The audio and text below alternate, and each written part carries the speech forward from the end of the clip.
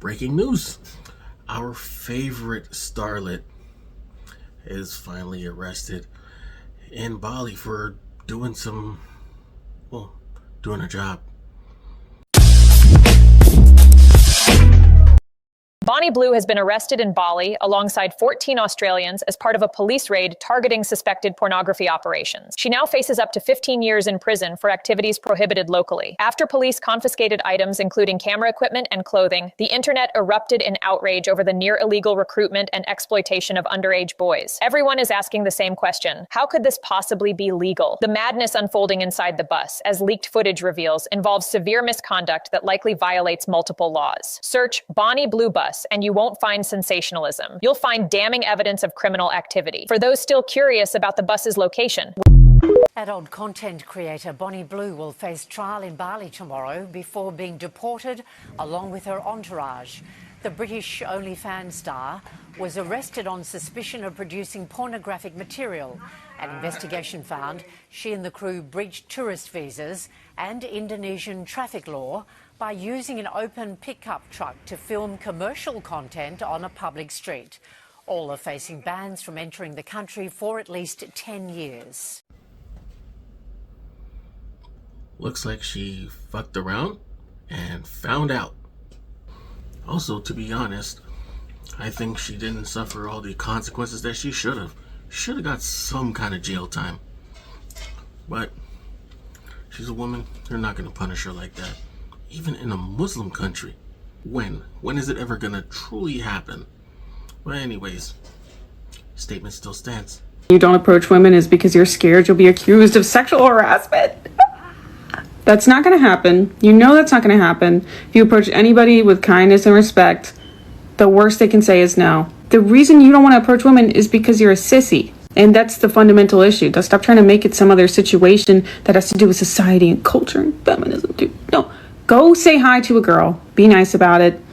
Whatever. Learn to get a little bit of zhuzh. I don't want to use the word riz. I'm doing everything to avoid using that word. You have to get better at socializing and talking to strangers if it is your goal to obtain a girlfriend via cold open. Now, you can also just hang out with mutual friends, dude. It doesn't have to be like you don't have to watch a pickup artist and figure out how to do it. Be that guy that's always making small talk with people in a line. Be that person. You can become that person if you would like to interact with women more. Stop pretending it's like culture or something, dude. The reason you don't want to talk to women in public is because you're a sissy and you're nervous and you spend too much time on your phone. We'll talk to other people all the day, all the time. Strangers talk to people all the time. Ever met one of those social people that just starts making a friend everywhere they go? Be that guy if you... As much as I want to disagree with her, she's kind of right. We've gotten a little soft, but we're not going to act like as if Me Too hasn't been a big factor in why people don't approach anymore. Plus, I don't know, in real life, I see a lot of women and they don't look very approachable. So there's also that. She's right, we need to be a little more social.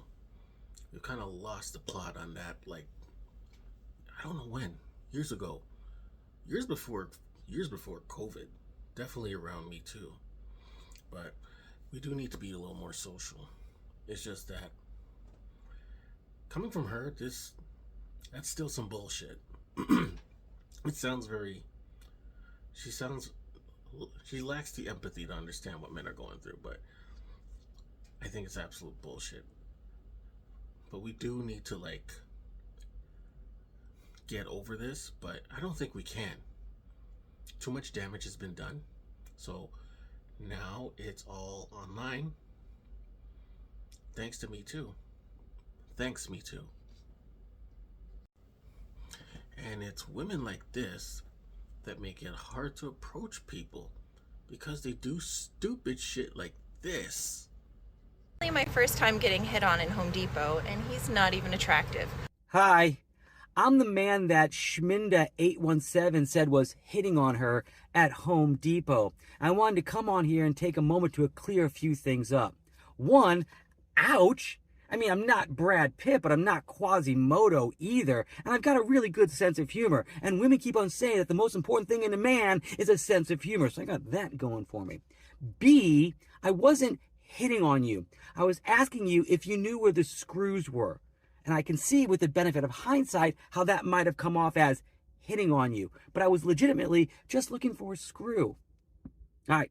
Hope that clears things up. Have a great day. Now, I want to believe that this guy is the one that she was actually talking about. But let's just say he is. And yeah, what he asked was like kind of a weird question. People ask weird questions. But you're in Home Depot. You're going to ask a woman where the screws are at? Really? I don't know. I would think something's up there. But okay. You asked her where the screws were at. Interesting hair. Anyways, I'm an anime fan, so this shit doesn't bother me. I don't like walking up behind white women at night. Makes me really uncomfortable. So I cross the street. A couple nights ago, I'm walking home. Got my beats going. I don't have no headphones, I just got beats. And I'm walking.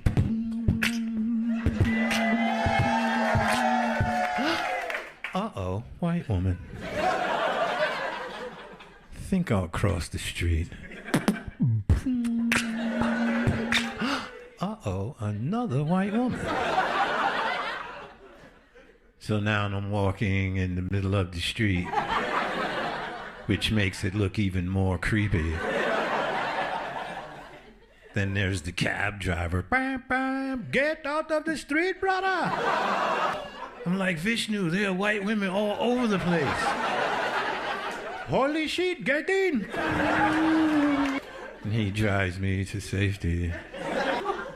And he's like, brother, when walking at night, you have to be very careful. These policemen and white women are very dangerous, brother. You have to take care of yourself, Denzel. Hilarious, by the way. And yeah, I kind of get that same feeling. Sorry, white women that are watching. But seriously, I could even come up with a story right now. Today, I went to go get my passport, and we're in line. White woman is right in front of me, and we're just moving ahead in the line. She kept looking back at me in the corner of her eye. I noticed it. This is not like maybe he's kind of cute type of guy, type of look. No, this is look like a look of fear, and it's like, you know what? Let me keep a couple meters back. And every time she looked, I just backed up even more. So I understand what he's saying. I mean, I'm out in public.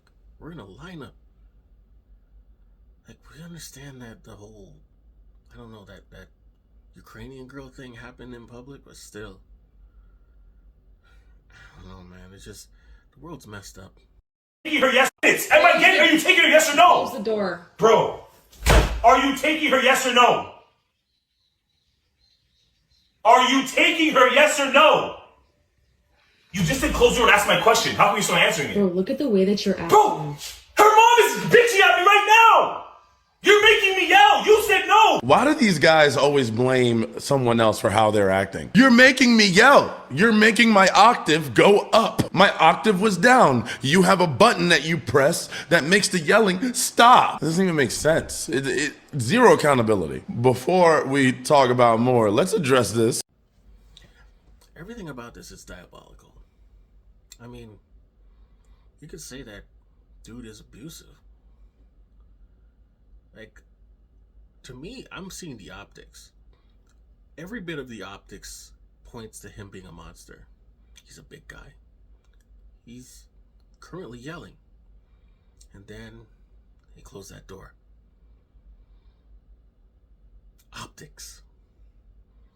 She's recording to show that he look like this is his temperament when he gets angry.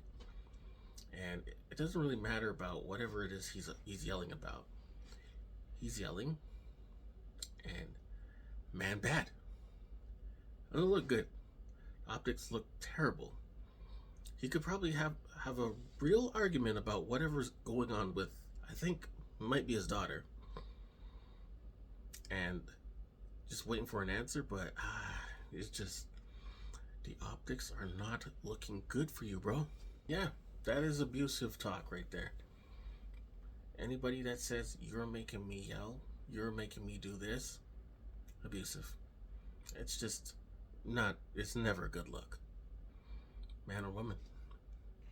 This case, man bad. This is why Stranger Things cost $400 million to make. Mike's bike riding is a real technical challenge for us. I got it. Okay, good.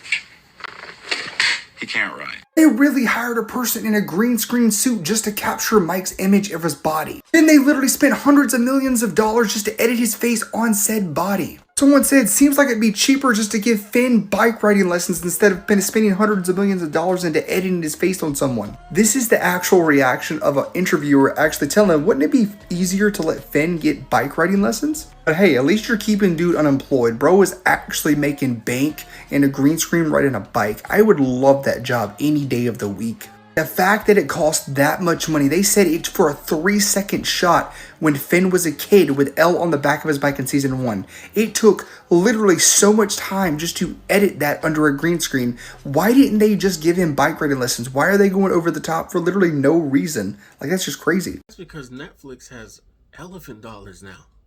They've got Arab money. They've got big rig oil money now. They bought the WB.